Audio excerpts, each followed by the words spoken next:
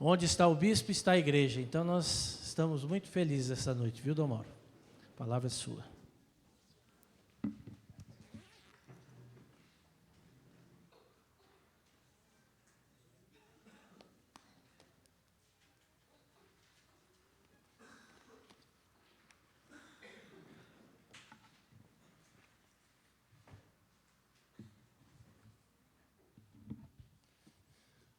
Boa noite.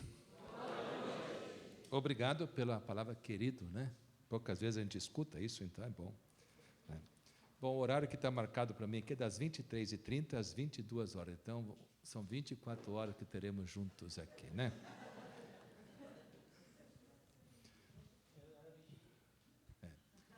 Eu penso que, se é a primeira vez que estamos assim, essa oportunidade,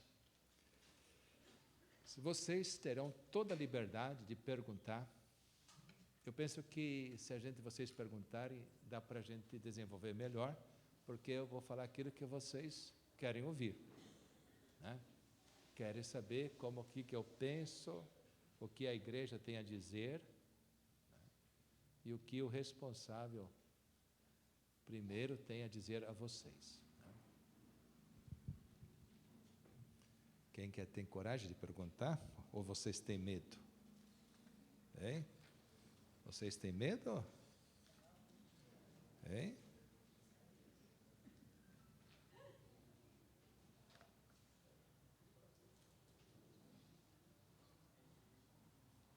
Vocês viram que o Papa, domingo passado, né, recebeu sábado ou domingo? Recebeu a renovação carismática católica. Né?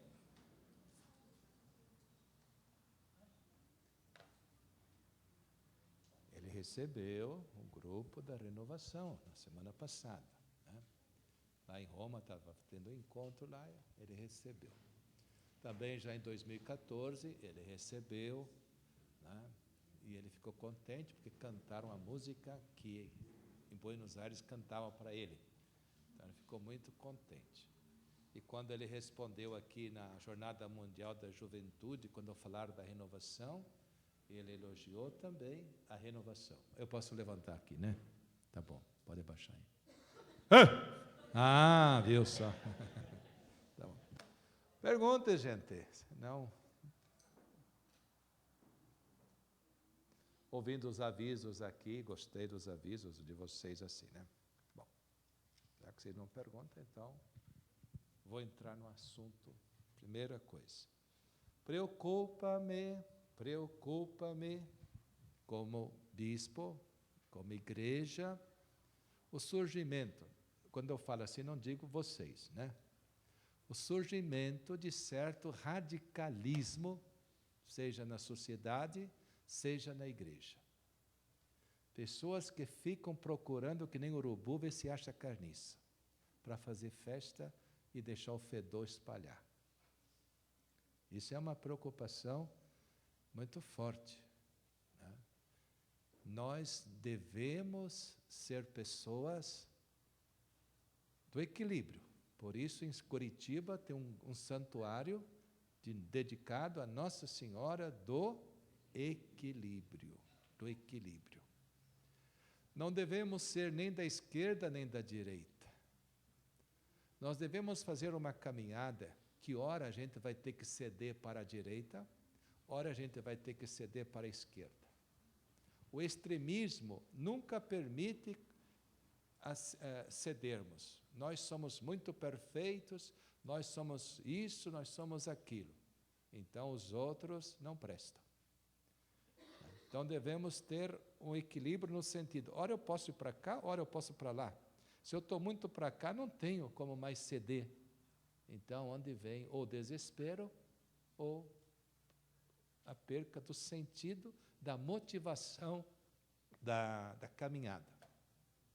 Então, é uma preocupação minha, radicalismo, seja em qualquer setor. O radicalismo e o achismo, e também as pessoas que aderem aos salvadores da pátria. Não existe salvador da pátria. Só existe um que pode nos salvar, é Jesus Cristo e ninguém mais. E nós não devemos ter adeptos. Nós devemos ser adeptos de Jesus Cristo, de ninguém mais. Mas a tendência hoje, se nós não tomarmos cuidado, é de arrumarmos discípulos e discípulas que nos seguem. Eu falei, nossa, amém. E na igreja tem certos momentos, quando chega a pessoa lá, ele fala, uau, uau, desse jeito. Então, também podemos correr esse risco de querermos discípulos e discípulas que nos seguem. E nós sejamos os salvadores destes. É a grande tentação nos dias de hoje. É a grande tentação. Vocês podem perguntar, né? Em qualquer momento vocês podem perguntar. Também, gente, devemos ter uma visão global das coisas. Não sermos fechados. Devemos ter uma visão de igreja, de caminhada de igreja, daquele movimento, daquela pastoral. Não se fechar na minha, porque o exclusivismo não leva a nada, a não ser a diversidade, ou ser adversário. Devemos pensar como igreja. Como igreja. O documento agora que foi votado para ser um documento de estudo dos leigos e leigas é muito bonito. Infelizmente, eu não recebi nenhuma contribuição de qualquer pastoral, de qualquer movimento, para que eu pudesse encaminhar para a nossa assembleia. Não recebi. E eu mando para todos, né? Seja de paróquia, seja de pastoral, de movimento, coordenação aqui diocesana, eu mando para todos. Mas nunca recebo contribuição, né? Nunca. Né? Isso é sinal de que precisamos estar mais inseridos e participantes da caminhada de igreja. Eu sempre digo, quando tem eleição, o leigo que não toma parte, então depois tem que botar um esparadrapo na boca e ficar 4 anos sem reclamar. Né? Porque a pessoa, ou aquela que se vende, aquela que se atrela, tem que botar um esparadrapo na boca e ficar calado. Assim também nós, na igreja, nós devemos ser participativos, atuantes. É comum ouvirmos, os leigos são os protagonistas da igreja. Mas que protagonismo é esse? Que protagonismo é esse? Eu não vejo. Deveria ser mais forte o protagonismo do leigo, da leiga na igreja. Também estudar. Não acreditar 100% naquele que está falando na frente. Se ele falar alguma coisa, você vai procurar para ver se aquilo é correto. Não é porque saiu da boca de tal pessoa, é 100% correto. Tem muita gente que usa a sua liderança não para falar de Jesus Cristo, mas para falar de si. E esse tipo de liderança atrapalha muito. Podem perceber, não com a renovação, mas as palavras de muitas pessoas assim, em palestras, fala mais disso, daquilo, e esquece de falar de Jesus. Quem é Jesus? Então, estudar, aprofundar, conhecer a Sagrada Escritura. Não decorar, conhecer. Não decorar, conhecer. Conhecendo, tomar a decisão, aceito ou não aceito em minha vida esta palavra de vida e de salvação. Então, o estudo é importante. E os leigos e leigas não gostam de estudar. Como também nós corremos muito risco de não lermos, nós bispos, pelo menos uns 3 livros por mês. Corremos esse risco.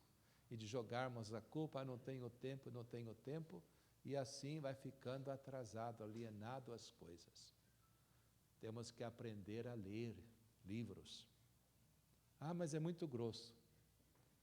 Leia, estude, aprofunda. E nada de ficar com esse negócio água com açúcar. São Paulo fala que nós não devemos ficar comendo papinha sempre. Já pensou se a gente ficava mamando na mãe até morrer? Mas na fé, nós ficamos comendo papinha. E alguns morrem ainda comendo papinha. Então nós precisamos também receber alimentos mais sólidos. Mais sólidos. Pode perguntar.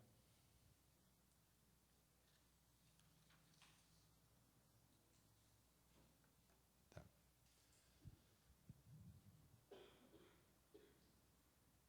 Vamos ver, bora. Quem?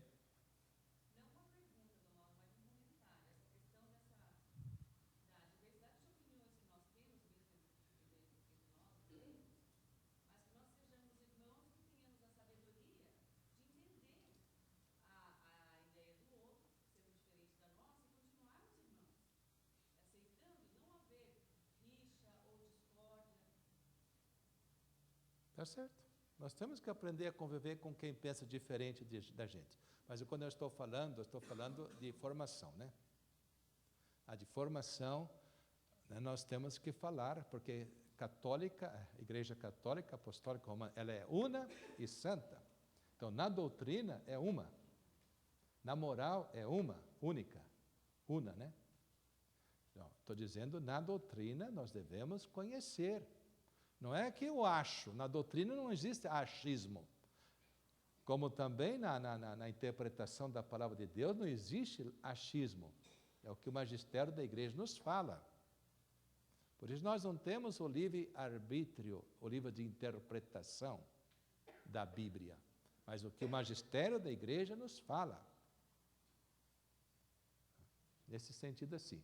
Agora, opinião, coisas assim, isso aí, a campanha da fraternidade fala isso, né? Que a gente tem que aprender a conviver com quem pensa diferente. Né? Senão a gente vai pirar.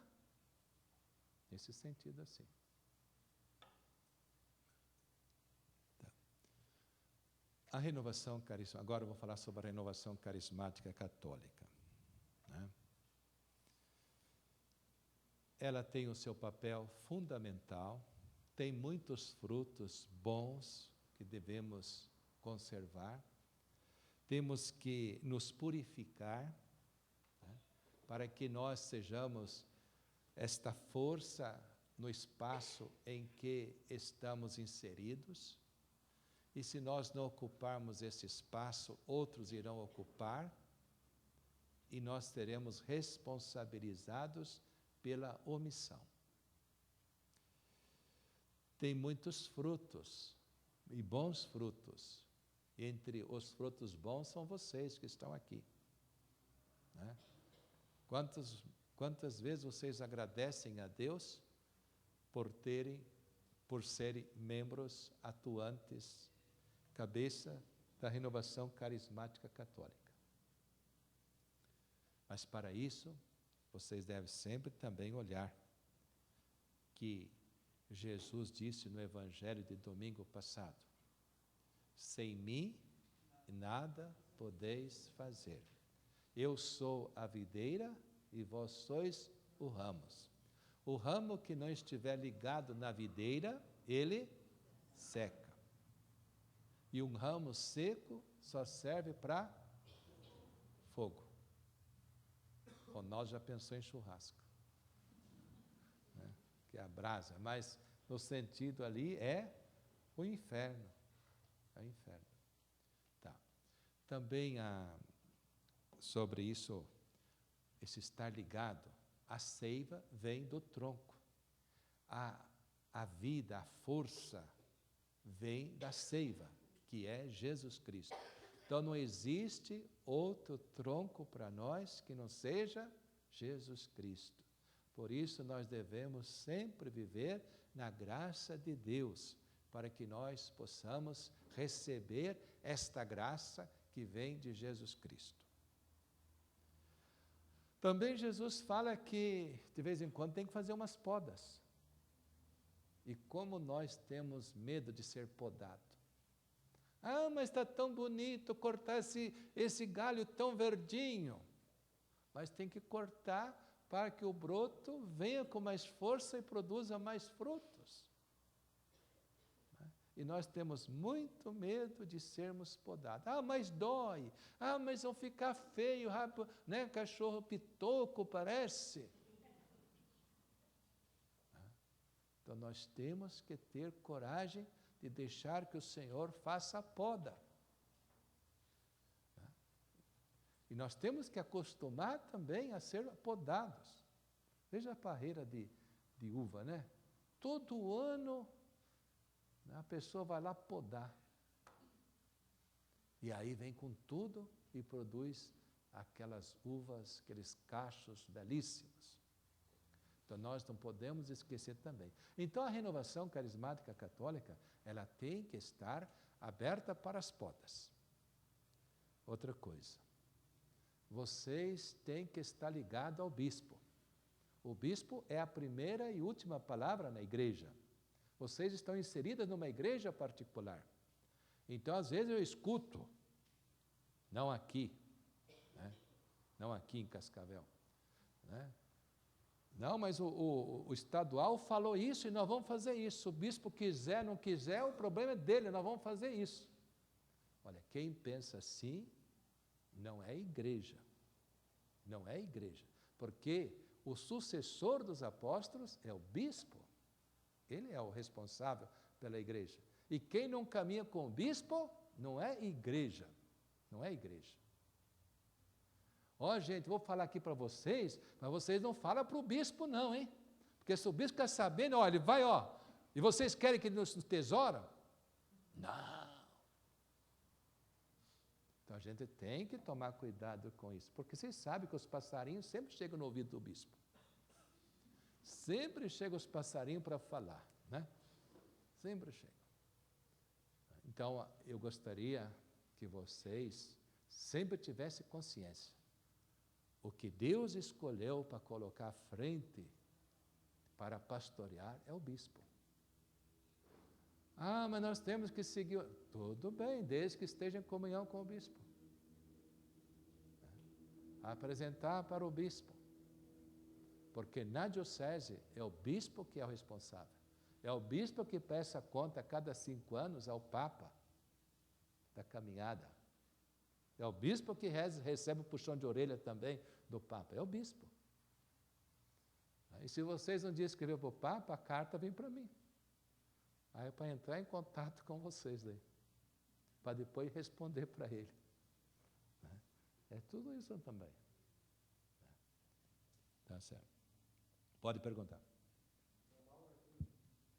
Pergunte, irmão. O senhor falava sobre a autoridade do bispo, eu recordo que o senhor mesmo falou no retiro na catedral, que a autoridade do bispo, entre o bispo e o Papa, a única diferença é que o Papa é bispo de Roma, mas tem a mesma autoridade em nossa diocese. Sim, sim, sim. É o sucessor dos apóstolos, como o Papa é sucessor dos apóstolos. Agora, o Papa, por ser bispo de Roma, a Igreja de Roma, desde o primeiro século, sempre é vista como a mãe de todas as demais igrejas. O bispo de Roma, quem escolhe, é o clero de Roma. De outras igrejas, como aqui Cascavel, quem escolhe o bispo é o bispo de Roma. Eu fui escolhido para ser bispo pelo Papa João Paulo II. Eu fui escolhido para ser arcebispo de Cascavel pelo Papa Bento XVI. Então não sou eu que chego, eu quero ir para tal lugar, eu quero tal coisa, né? É o Papa Vigário. Agora vocês falam, mas que clero é esse que escolhe o bispo de Roma? Os cardeais. Quando o Papa escolhe um cardeal, aquele cardeal ganha uma igreja lá em Roma, para fazer parte do clero de Roma. Quando falaram que ia ter cardeal feminina, se terá que modificar a lei da igreja. Porque para ser cardeal precisa ser clero de Roma, precisa ter uma igreja em Roma. Não lembra que esses tempos teve uma conversa que ia sair uma cardeal, não sei como é que chama, feminino, né? Mas feminino. Tá. Então, assim, nós todos reconhecemos e fazemos juramento, antes de ordenar bispo, fidelidade ao Papa, obediência ao Papa. Então, para nós, ele é a última palavra. E isso é importante. Vocês vejam, por exemplo, os judeus, eles não têm um chefe. Os rabinos, eles têm as suas correntes. E cada um vai para o rabino que quiser. Se ele está com um rabino lá e ele não gosta daquele rabino, ele pode mudar para outro. Né? E veja o Islã. O Islã não tem um chefe. Cada um faz do jeito que quer.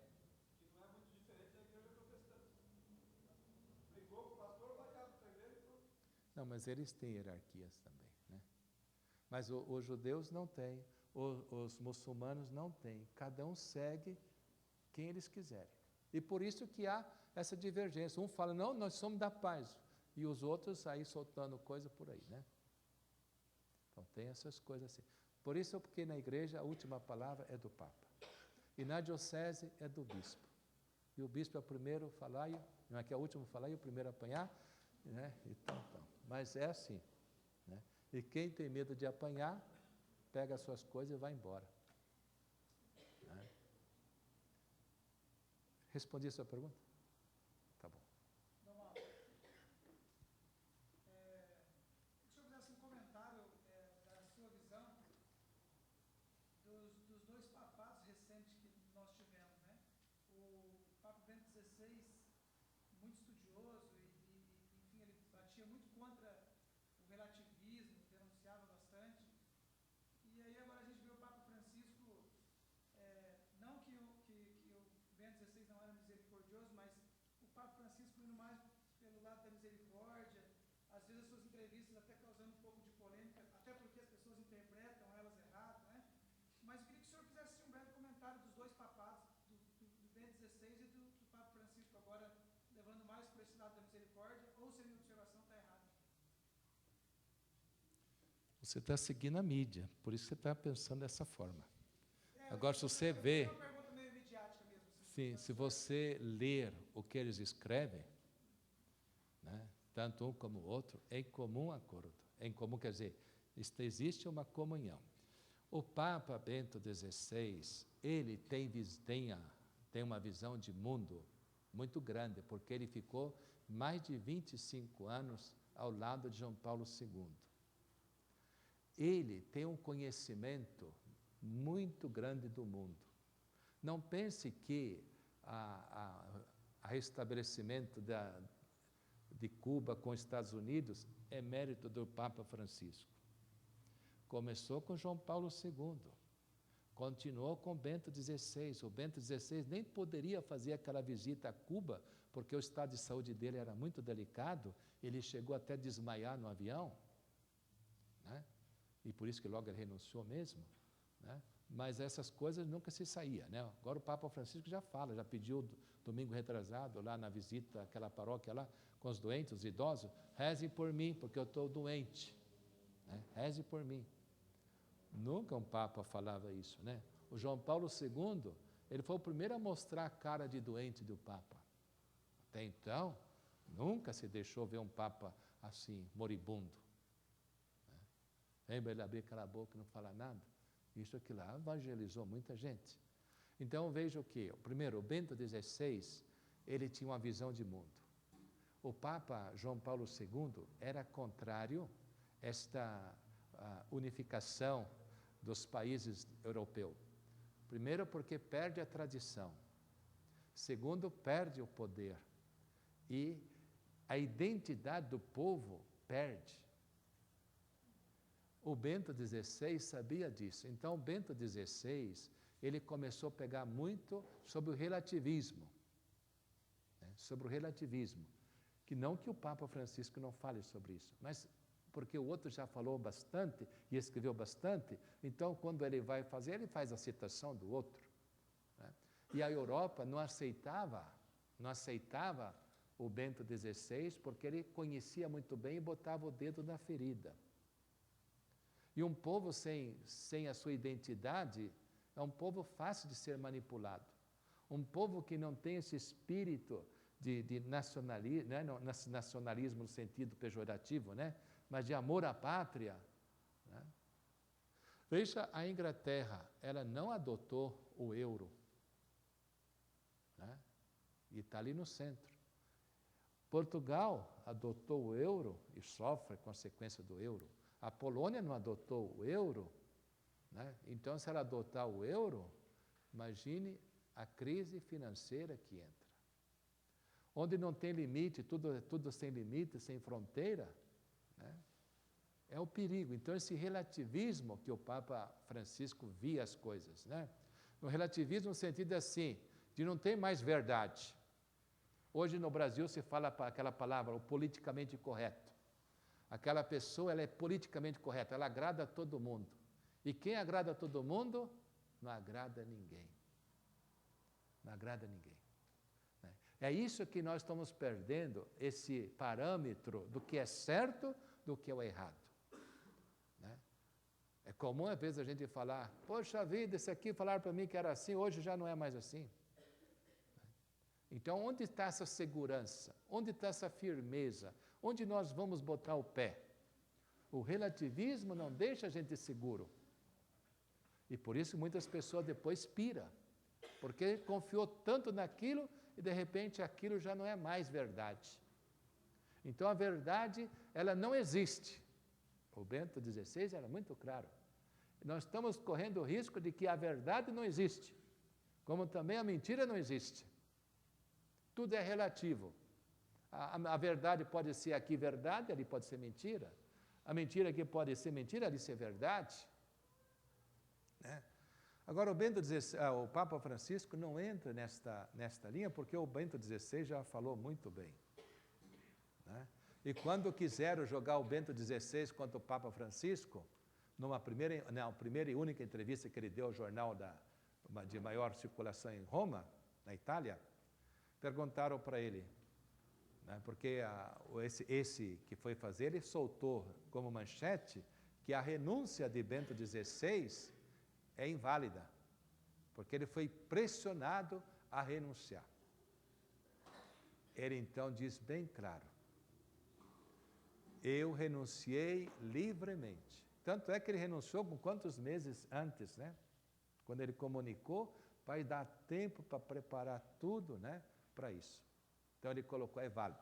E cada vez que eu vejo o Papa Francisco, eu sinto a confirmação de que o Espírito Santo me iluminou para que eu tomasse aquela decisão. Então, isso é uma confirmação da missão de Francisco. E é lógico que cada um interpreta do jeito que quer. Por exemplo, domingo, quem estava na ordenação lá diaconal na catedral domingo? De manhã. 1, 2, 3. No jornal de terça-feira do Paraná diz lá, manchete, na página 2ª, do leitor lá. Não se faz milagre na própria casa. E está lá o cara, a pessoa, não sei se é homem ou mulher, o nome pode ser como Darcy, assim, né? Pode ser homem ou mulher. Então, ali a pessoa dizia assim, o bispo, né, mandou abrir as portas da igreja. E as mulheres não obedeceram ao bispo e deixaram as portas fechadas e ainda abriram a janela de cima. E o bispo disse que era um ato público. E eu procurando lá no dicionário, ato público é isso, tal, tal, tal. Olha, aquelas mulheres não obedeceram ao bispo. Está lá no jornal, na página 2, o Paraná, de terça-feira. O Paraná. O que eu disse? Estava chovendo, ventando, né? Então o pessoal estava ventando, vindo um vento frio lá, eles fecharam as portas e começaram a fechar todas. Daí eu disse, ó, fecha só desse lado de cá, porque é um ato público, né? Porque eu sei que os bombeiros depois poderiam pegar no pé, porque uma cerimônia de portas fechadas é perigoso, né? Aí, essas coisas assim. Então, fecha aqui. Então, fecharam ali, depois viram que o vento vinha por cima, daí não abriram a janela, pelo contrário, foram fechar as janelas em cima, de onde vinha todo aquele vento frio para o lado de cima. E era só a parte de lá. Mas se você ler ali, você vai entender, o bispo deu uma ordem e não obedeceram ao bispo. Qual que é a intenção dessa pessoa? Né? É dizer que nem quem é da igreja obedece ao bispo. Né? Então a gente tem que tomar cuidado com isso. Então a gente tem que tomar cuidado, né? E o Papa Francisco, nunca um Papa fez isso, mas ele porque ele é latino-americano, é diferente dos outros. O Bento XVI eu conheci como cardeal, na primeira visita que eu fiz como bispo ao Papa João Paulo II em 2002, ele era cardeal. Ele nos acolheu tão simplesmente assim, uma batina bem simples de cardeal, tal, tal. Tive a oportunidade também de encontrar-se com ele como bispo na visita de Lima, aqui de Cascavel, quando eu fui lá. Simples, simples, simples. Muito tímido. Né? Respondendo a você, o Papa Francisco, quando completou um ano de papado, ele chamou os cardeais lá, tudo lá, e disse para os cardeais, agora cada um vai dizer um defeito meu, uma qualidade. E tal, tal, tal, tal. E daí levantou e disse assim, santidade, o senhor é bispo de Roma. O senhor não pode falar simples. O senhor tem que falar com conteúdo mais profundo. Né?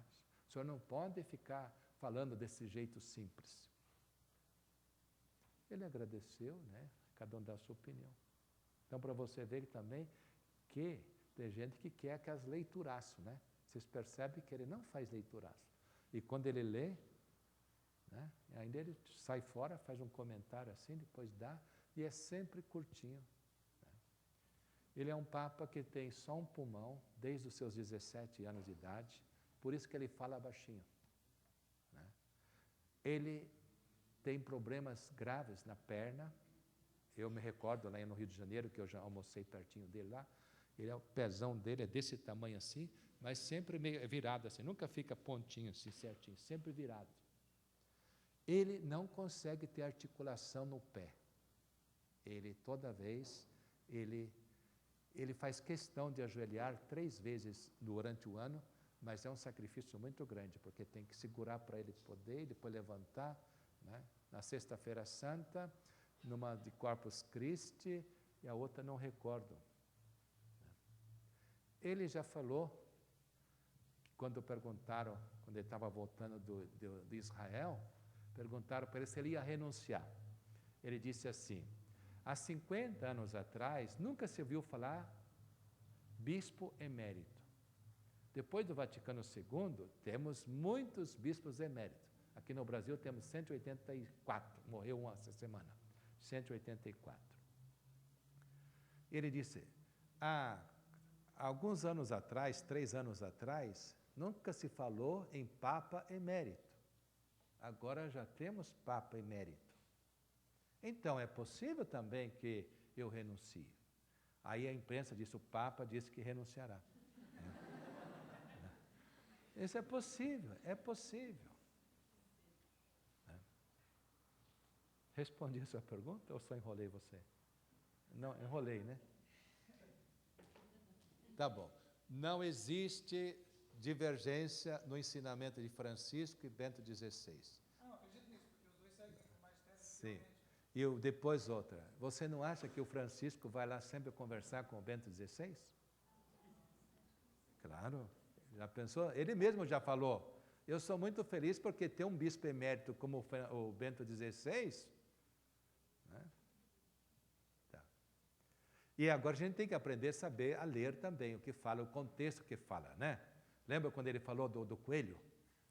Para por lá, para eles lá, essa palavra é pesada. Mas para nós, né? É algo muito... O que ele falava? Da paternidade responsável. Mas se pegar só a palavra, pronto, né? Ah, não pode ter muitos filhos, porque isso. Ele não quis dizer isso. Ele estava falando sobre a paternidade responsável. Porque não é botar filho no mundo. Tem que colocar filho no mundo e cuidar do filho. Esse era o contexto. Mas quando pega assim, só pega aquilo que fala. Talvez seja essa mesma crítica que esse cardeal quis dizer para ele, então, para não usar esses termos? Não, não é desses termos. O cardeal queria que ele fizesse como os outros. Tudo fazia lido, né? Tudo e cumprido, né? Nesse sentido assim. Mas cada um tem o seu jeito, né? Cada um tem o seu jeito. Isso eu senti muito quando eu vim para Cascavel também, né? Meu jeitão estranhou muita gente, recebi muitas críticas, né? Mas é o meu jeitão, como é que eu vou fazer?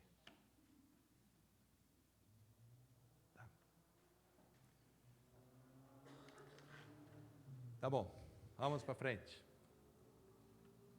Sobre a renovação carismática católica. Eu vejo que o que é bem importante para vocês é o grupo de intercessão. E o grupo de intercessão, o diabo está tentando as pessoas dizem, não, você fica lá, você fica escondido, ninguém te vê, você não aparece, né? Você tem que ficar lá na frente falando que ali dá ibope para você. É o mais importante da renovação carismática católica, é o grupo de intercessão. Por isso vocês têm que trabalhar para que em todas as paróquias tenha, ou em todas como fala, grupos de renovação, né? Tenha o grupo de oração, tenha o grupo de intercessão. Porque se não tiver, pode fechar. Pode fechar. É melhor não ter palestras e ter o grupo de intercessão, porque ali é a igreja orante, pessoas que rezam, se coloca à frente de Deus. Né? Então, valorizar o grupo de intercessão, resgatar o valor.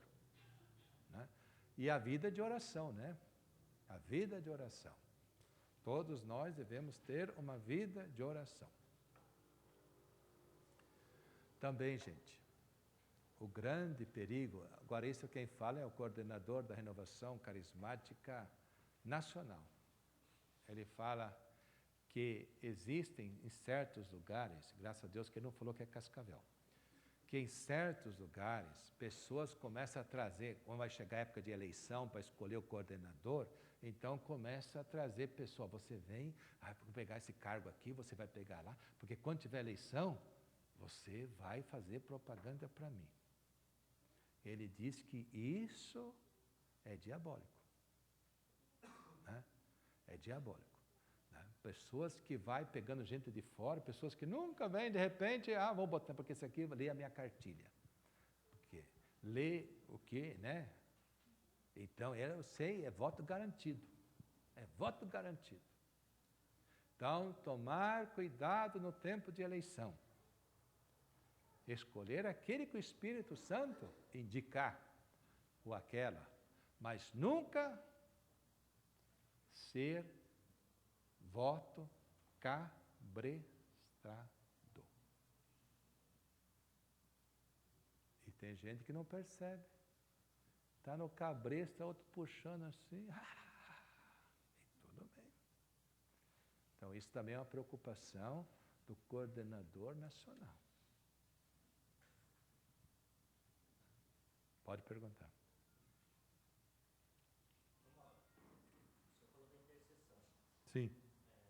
Eu vejo assim que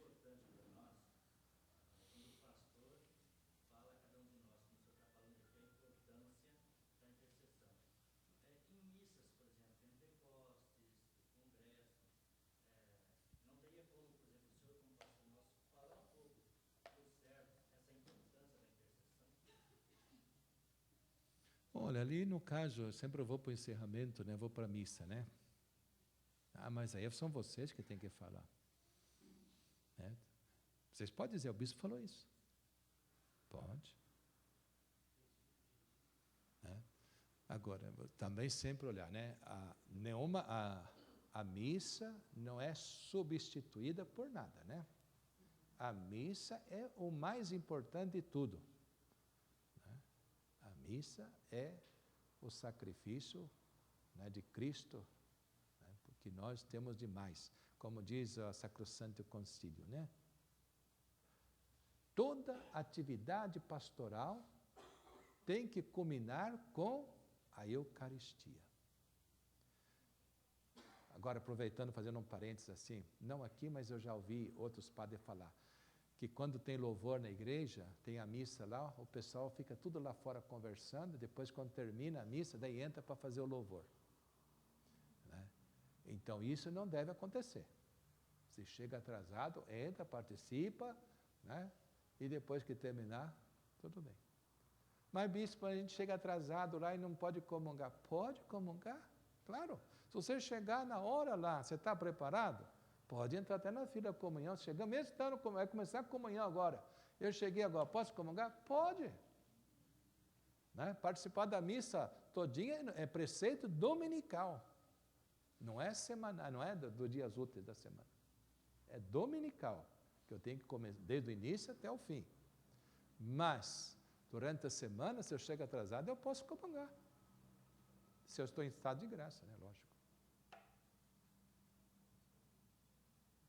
Pergunte.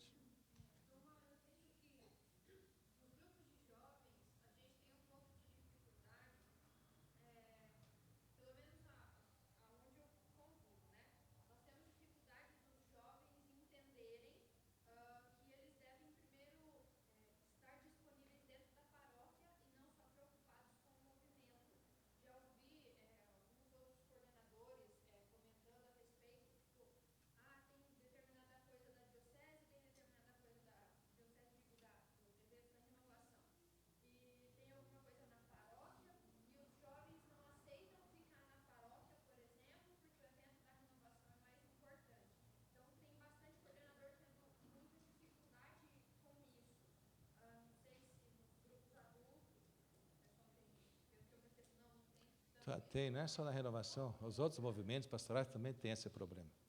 Né? O que a gente tem que saber dosar, né? Tem que dosar. Por exemplo, agora vai ter o Pentecostes. É claro que quem é da renovação virá para o Pentecostes. Tanto é que antes era no dia de Pentecostes. Aí a grande reclamação, poxa vida, a festa maior na paróquia é o dia de Pentecostes, e eles saem daqui e vão para Cascavel. Aí foi passado para o dia domingo da Santíssima Trindade, né? Então, aí então não tem reclamação. Mas antes tinha muita reclamação. Já quando eu cheguei já era, não era no Pentecoste, né? Já era assim. Então, mas a reclamação era isso. Mas isso aí não é o problema. Isso não é o problema. Porque a renovação, ela deu um espaço largo nesse sentido de ser paroquial. Né? Ser paroquial. Né? Isso aí eu não vejo isso como um problema. A gente tem que dosar. Certas coisas a gente vem, certas coisas a gente tem que priorizar a paróquia. Né? Se vai ter um evento lá importante na paróquia, então tudo bem. Mas se é uma coisa que é todo domingo a mesma coisa ali, então a gente pode também priorizar. Mas aquilo que está no calendário aqui diocesano, então ali tem prioridade. Mas pode ficar tranquilo. Não é só a renovação, não. Todos os movimentos têm essa dificuldade também. Certo? Mas a gente também não pode se fechar na paróquia também, né? A gente tem, como eu disse, tem que abrir para a arquidiocese também. Né? Tá. Mauro, o senhor tem, assim, muito contato com todos os padres.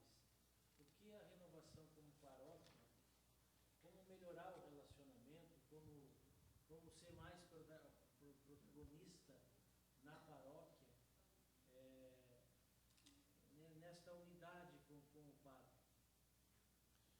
Bom, quero dizer para você, Ronaldo, que até hoje, né, nos últimos anos, eu não tenho recebido nenhuma reclamação dos padres sobre a renovação carismática católica. Não tenho. Né?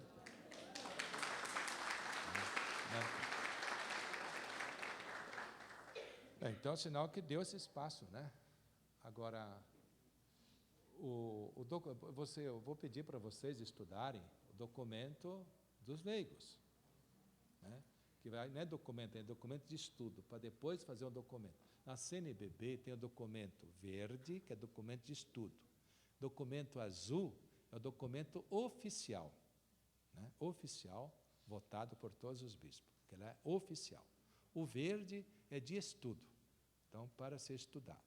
Então, o documento dos leigos estava de estudo, foi para a Assembleia agora, e como tinha muitas eleições na Assembleia, então, recebeu muitas também orientações, sugestões, então ficou como documento de estudo, logo já vai sair. E é muito importante. E um leigo disse assim, né, para nós bispos, olha, o nosso movimento, a nossa pastoral funciona muito bem. O problema está quando a gente tem que trabalhar com outras pastorais diferentes da nossa, ou outros movimentos diferentes da nossa. Daí um outro lá pegou o gancho e também disse, olha, eu sou de uma paróquia, de município pequeno, e quando tem eleição para prefeito e vereador, nós nos tornamos inimigos, a liderança da igreja. Ainda bem que Cascavel é grande, né? Não tem esse problema na renovação carismática católica e nem nas outras pastorais e movimentos. Eu recordo, por exemplo, vou dizer o nome da paróquia, Araruna. Lá na época de eleição para prefeito e vereador, tinha os beija-flores e borboleta. E era gente da igreja, meu Deus do céu, mas brigavam mesmo. É assim. Aqui não sei se tem cobra, se tem lagarto, né? Mas tem essas coisas, né? Então, o que eu vejo, Ronaldo, que o que precisa a gente ter essa abertura, né? Como já está acontecendo, já tinha a caminhada, e continuar essa caminhada de abertura, de estar presente na reunião, quando tem reunião dos coordenadores arquidiocesanos, né? Estar presente, não, quando eu digo de todas as pastorais e movimentos, estar presente, saber como é que está a diocese, ajudar quando tem um evento arquidiocesano, mesmo no centro da renovação, ajudar, colaborar, como isso está acontecendo, isso é importante. Né? Porque não se vê com aquele grupo fechado. Né? Então a gente percebe que romper essas barreiras para ser um movimento eclesial, de igreja.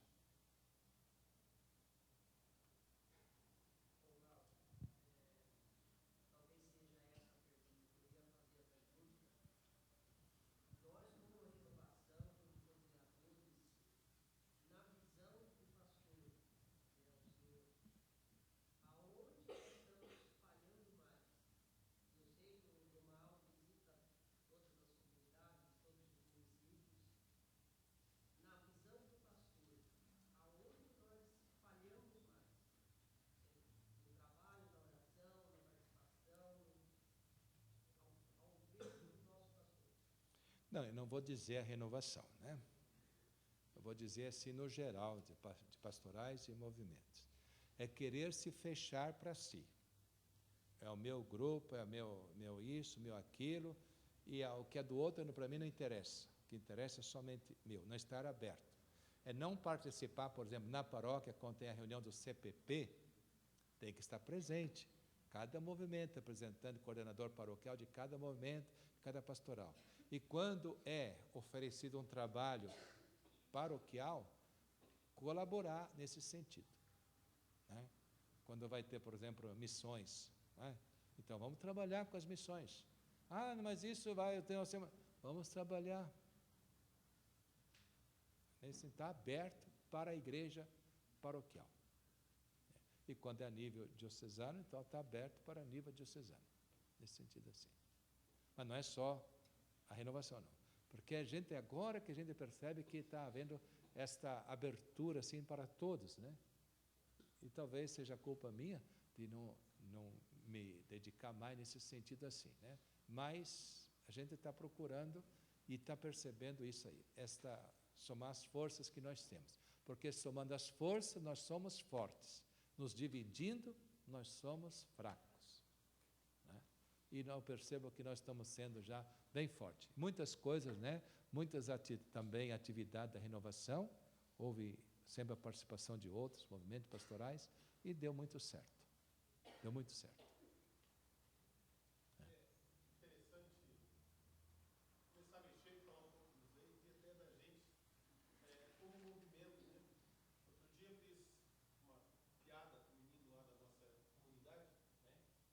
E terminou a celebração da Santa Cruz, na Sexta-feira Santa. Eu olhei para ele e falei assim, olha, desse jeito eu vou acabar virando católico. Ele olhou para mim, silenciou um pouco. Ah, você é da carismática. Então, essa visão que o pastor da igreja está passando para nós, que conhece os movimentos, que desenvolve, talvez, é claro que a gente, por mais que tenha um esforço dentro da nossa comunidade, né? E esse esforço, às vezes, até gera desconforto para os outros, né? Porque todos os movimentos, todos trabalham, todo mundo se mexe. Mas a gente tem aquele que de volume, tá mais gente, e tem mais gente que nega serviço também, né? Por ser bastante gente, tem um monte de gente que fala que não vai ajudar isso, não vai ajudar aquele e tal. Então acaba criando essas divisões, né? Auxiliando, contribuindo para isso. Da igreja, né? Do bispo, não tem como surgir algum elemento para ajudar, de repente, essa visão de quem ainda vê dessa forma, essa pequena, colocar discriminação para o movimento, né? A igreja não discrimina, a igreja entende o movimento, né? Os padres entendem ali o trabalho da gente, mas, de repente, para os outros, alguns outros, ou algumas pessoas, talvez por falta de informação, né? Ainda vê a gente, ou até a hora que dá um mal e fala, ele é da carismática, né? O que pode ser feito? Bom, primeiro, veja bem, você fala, você é católico, né? E ele logo, bom, ele é carismático, então é sinal que não é católico, né? Mas vocês pecaram muito nesse ponto. Qual que era a primeira pergunta quando chegava um padre na paróquia? O senhor é carismático? Né? Então, parece que se o padre não for carismático, não presta. Né? E se relaciona carismático com a renovação carismática católica. Né? Carismático não tem nada relacionamento só com a renovação. Todo batizado é carismático. Né? Todo batizado. Então, e daí muito, não, eu sou carismático. Ah, senhor, não, eu sou carismático. Né? Então, vocês pecaram nesse ponto. Agora não se vê mais isso. Né? Mas, senhor, não, depois veio a palavra, o senhor é renovado. O senhor é renovado. Né? Aí começa a criar essa divisão. Não tem que perguntar isso. Né? A gente já, não precisa perguntar. Se eu perguntar para o Ronaldo, você é renovado? Eu já sei que ele vai dizer, sou. Né? Mas entre nós não precisa perguntar isso. Né? E se você pegar, por exemplo, a imprensa, vai dizer que é uma igreja, é uma religião, renovação carismática católica. É. Os carismáticos, né? É. Mas a gente, hoje em dia, eu penso que não está existindo mais isso. Né? É um ponto, outro assim, que vai acontecer, mas como também sou cursilista, sou equipista, essas coisas assim, né? A pessoa já não está mais identificando como isso. Né? Não é mais status, é serviço. É serviço.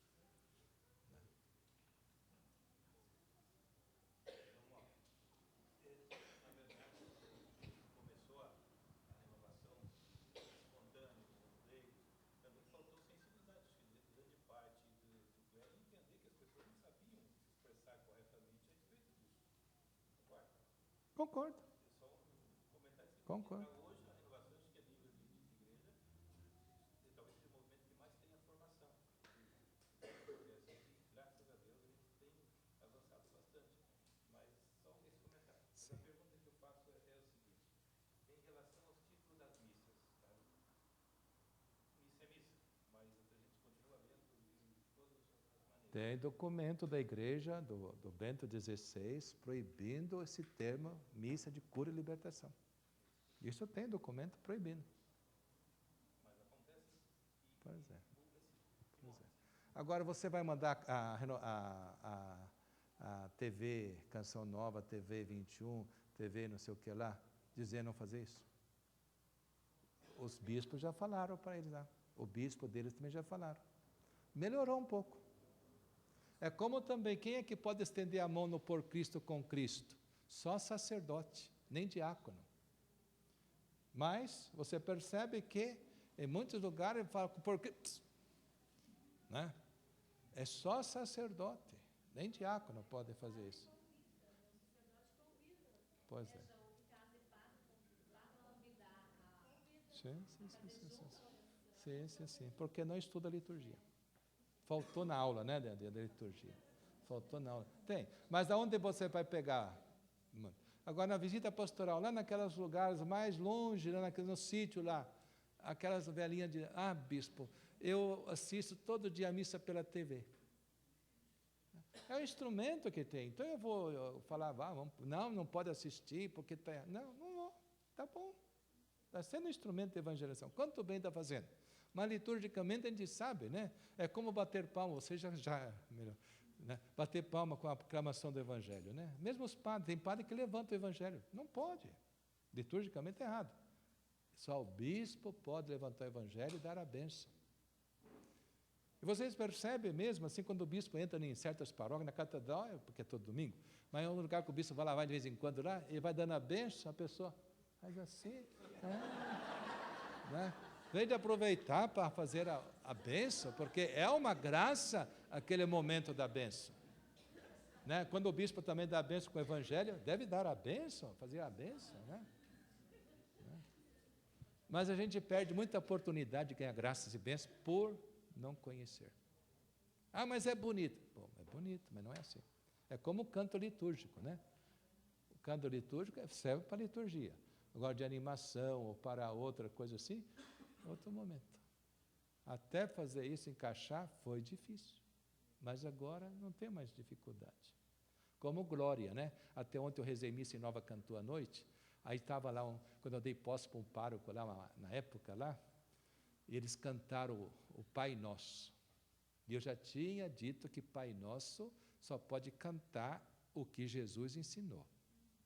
O do padre Zezinho, ou do padre Rossi, ou do outro lá, é deles, mas não é o Pai Nosso que Jesus ensinou. E quem é que pode fazer um Pai Nosso melhor do que de Jesus? Ninguém. Então, se for cantar, cante o Pai Nosso que Jesus ensinou. E eles cantaram, então, aquele Pai Nosso do padre Zezinho, bonito. Eles terminaram e eu disse assim, depois dessa belíssima introdução, vamos rezar o Pai Nosso que Jesus nos ensinou. Pai Nosso. E eu escutei o outro falar para esse que estava na missa ontem lá. E o bispo não percebeu que nós já rezamos o Pai Nosso.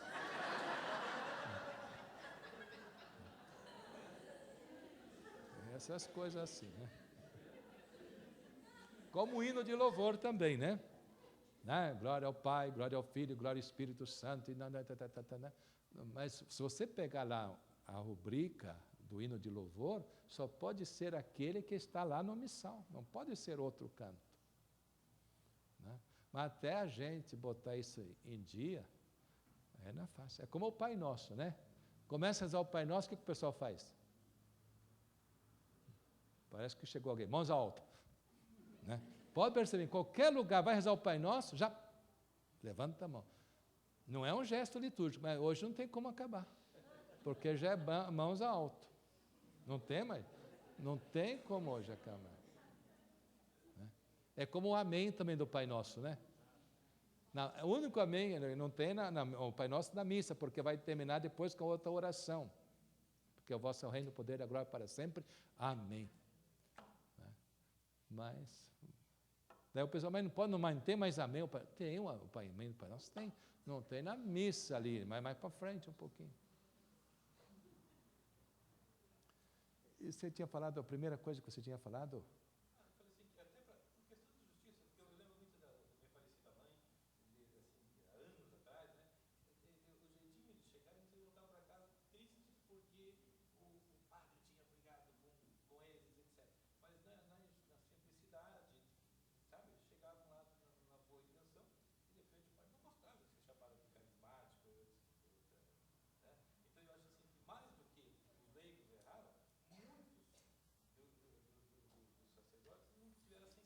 Sim, sim. Tá. Por exemplo, eu fui padre em Jacarezinho.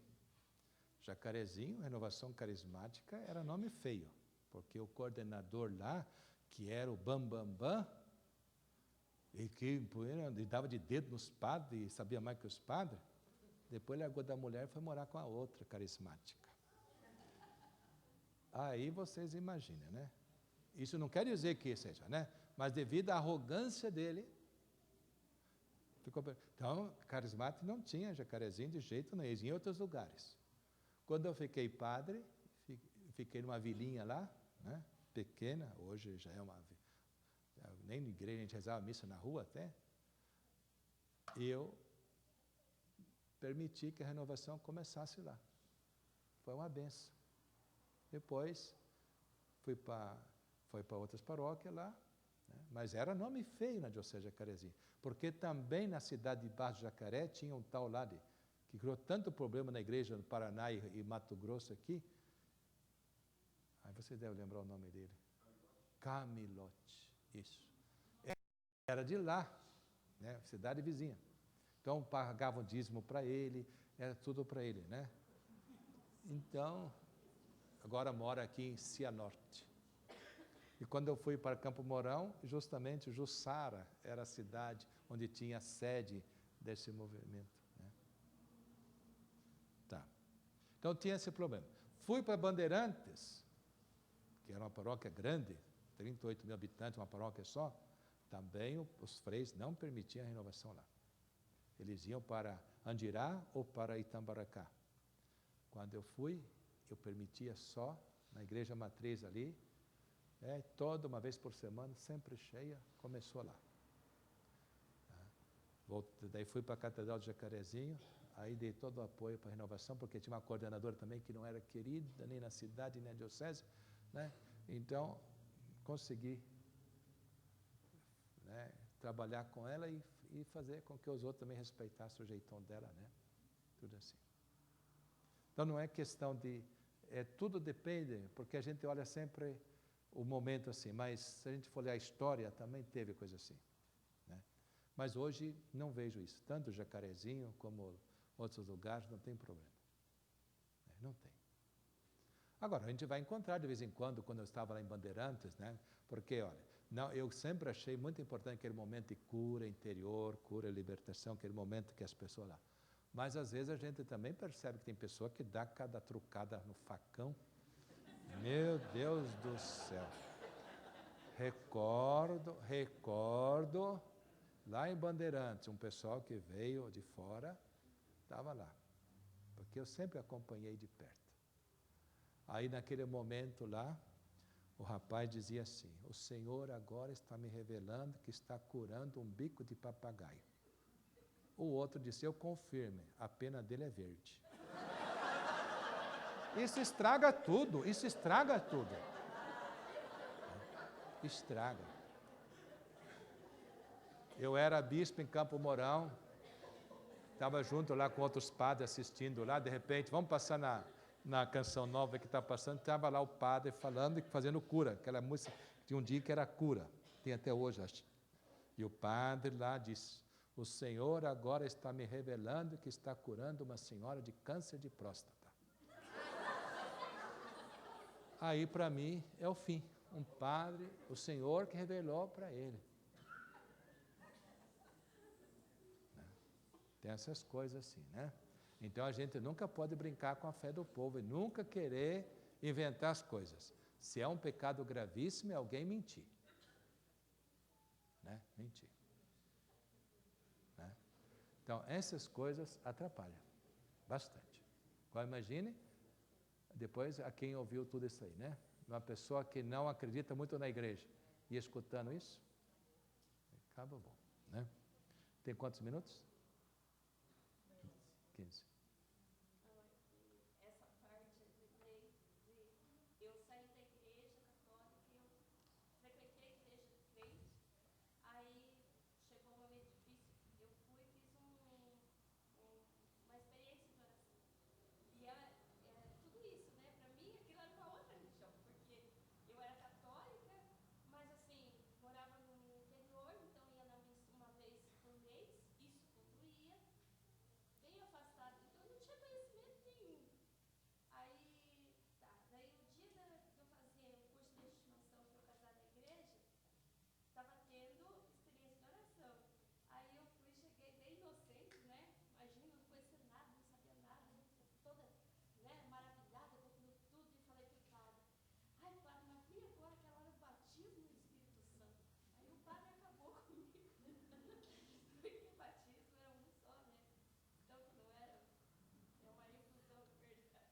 Mas o Papa fala também sobre o batismo no Espírito Santo, né, nesse sentido. Não, mas a gente tem que olhar que não é sacramento, né? Não é sacramento, imprime caráter uma vez só. Aí eu agradeço muito, assim, eu acho que foi uma coisa muito importante, é isso que eu estava falando, essa questão da formação. Sim. Porque daí as pessoas já não... Sim, a gente tem que saber o porquê. Na última vez que eu tive a oportunidade de conversar com vocês, foi na capela do seminário São José lá, né? Perguntaram para mim por que tem que usar, por que não pode usar véu, ou por que está proibindo usar véu. Bom, primeiro que ninguém está proibido, né? Mas São Paulo, por que São Paulo proibiu, exigiu que as mulheres só falassem com véu na cabeça? Porque também naquele período lá, tinha umas certas seitas, que se a pessoa se converteram, e elas tinham aquele histerismo, né? E cabelo comprido, fazia um barulho enorme. Então, São Paulo, para não proibir, o que ele falou? Bota o véu. Mulher só fala com o véu na cabeça. Porque se ela começa a agitar, fazer coisa assim, o véu cai, ela tem que calar. Ficar calada.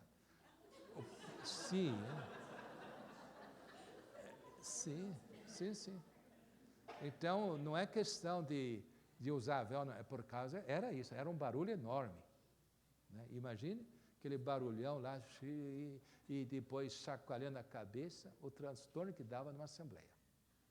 Então, ele, inspirado pelo Espírito Santo, mandou as mulheres usar véu. E a mulher só poderia falar com véu na cabeça. E se começar, o véu cai, né? Então, tem essas coisas, né? Não que hoje está proibido usar véu, né? No meu tempo, quando criança, as mulheres casadas usavam véu preto e as moças virgens usavam véu branco. Né? Agora, hoje não tem véu preto. Percebeu que tem mulher casada, tudo véu branco? Também. Fala, filha. A respeito lá, Padre Dona Aurora, da gente ter aquele equilíbrio com a igreja e assim compreender os padres, os nossos padres lá, eles não nos incomodam, mas a gente percebe que eles não podem. A gente teve 2 padres. Um deles, o irmão, ele com todo ênfase, ele convidou, a gente vai ter uma missa de cura, uma missa muito isso, muito aquilo. Acabou o recado, o padre falou, toda missa de cura. O padre não está certo. Mas enfim, padre, eu achei assim até que, enfim, eu acho que a gente tem que simplesmente, sim, Senhor, e as coisas são assim mesmo, a gente tem que ser submisso. Sim, filha, mas vamos dizer assim, se ele não aproveitasse aquela oportunidade, né, de dizer que toda missa é de cura, né, é isso mesmo. Isso se a gente falar que está errado, não está. Agora, dá alguém poder, mas ele falou na frente do padre, e o padre ficou calado. Então, é sinal que é isso mesmo. Tem essas coisas. Então, a gente também tem que... Daí estávamos na última reunião de coordenadores, há pouco tempo ali, daí a irmãzinha, que ela é do Movimento Mariano, ela falou assim, a gente vai ter uma tarde de louvor, padre, para colocar aqui e tal, e ela disse assim, o Marcinho vai vir pregar para nós. Daí ele falou, cuidado, tem muitos pregadores distorcendo a doutrina da igreja, tá? E eu não conheço o Marcinho. Aí eu peguei e falei, padre, ele é ex-coordenador diocesano, do grupo de pregadores da diocese. Eu confio, eu posso dizer, garantir do senhor, etc. Né? Defendi que eu conheço o menino. Então, assim, a gente tem que ter uma prudência nossa mesmo de aceitar e não bater de frente, porque o padre, na verdade, por não conhecer o movimento, não conhecer os participantes, não saber como caminha, logo ele deve ter deduzido, nossa, então eles têm formação de pregadores, etc. Então a gente tem que... Tá, se a coordenação da renovação carismática paroquial estivesse na reunião da pastoral litúrgica, ela ia, na hora de fazer os avisos, ela ia dizer, vai ter esse aqui.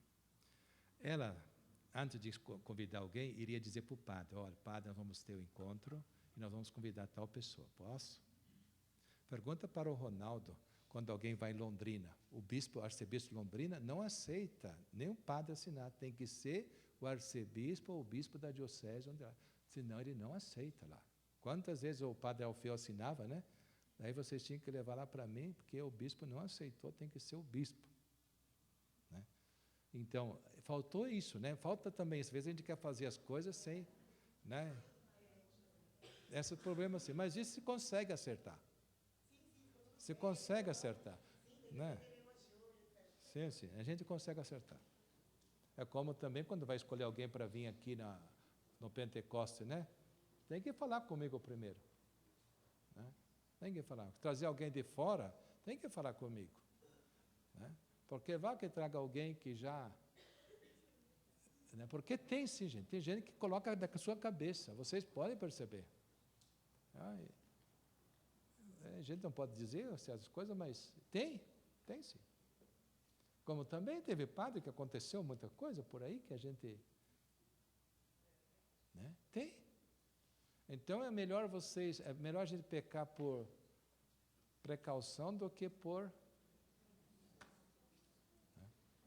Tá, então, ninguém vai mais perguntar. Desculpa, a gente veio vir mais assim nesse sentido assim de conversar, de falar para vocês, de ouvir, né? Ouvir também, vocês perguntar, porque eu quero dizer que eu não sou adversário de vocês, nem vocês são meus adversários. Nós somos igreja particular de Cascavel. O pastor, por enquanto, sou eu. Né? Amanhã, se vier outro, né? Que seja. Então, vamos caminhar juntos. Não somos adversários. Né? Amém. Ave Maria, cheia de graça, o Senhor é convosco. Bendita sois vós entre as mulheres, e bendito é o fruto de vosso ventre, Jesus. Santa Maria, Mãe de Deus, rogai por nós, pecadores, agora e na hora de nossa morte. Amém. Nossa Senhora Aparecida, São José,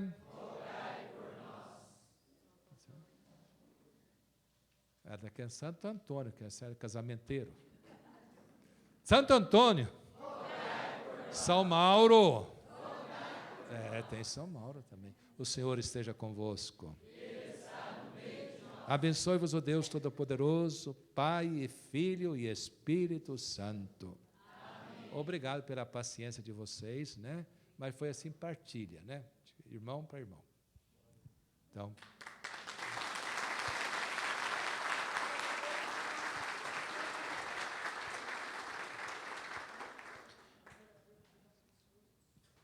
Obrigado. Mais uma vez, agradeço a Dom Mauro pelo carinho, pela importância de vir até nós e nos dar este momento de partilha de um pai para com seus filhos. E façam esse mesmo relacionamento lá com o seu padre. Tem esse mesmo carinho, esse mesmo zelo. Quando a gente obedece, quando a gente reza, quando a gente é amigo do padre, ele vai ser amigo nosso. Sempre falei isso, né? Então, nesse relacionamento de carinho, brota sempre uma amizade. E é isso que nós temos que continuar a promover nas nossas paróquias. Quero lembrar a vocês que nosso próximo encontro será no dia 29. Sigam aí o cronograma, não se esqueçam disso, né? Conto com a presença de todos vocês, porque nós estamos caminhando. No dia de hoje, não trouxe os DVDs da aula passada, mas no próximo dia 29, vocês vão ter em mãos, para aqueles que não participaram, então, da primeira aula, da segunda, que falou da nossa unidade interna, inclusive desta aula, dessa conversa com Dom Mauro. Amém? Então, antes de irmos embora, vamos nos abraçar, nos dar a paz, que possamos aí também, na alegria de ser família.